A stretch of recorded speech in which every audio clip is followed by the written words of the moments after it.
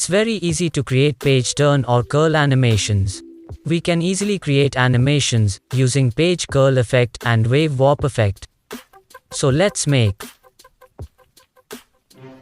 I have already completed the first step, which is very easy, just by adding some text and shape. First, apply the page curl effect.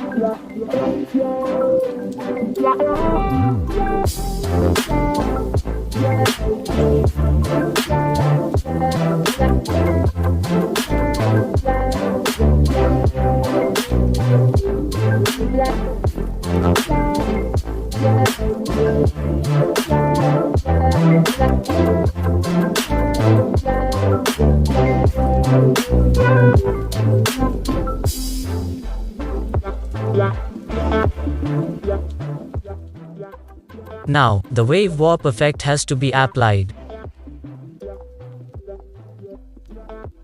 Yeah.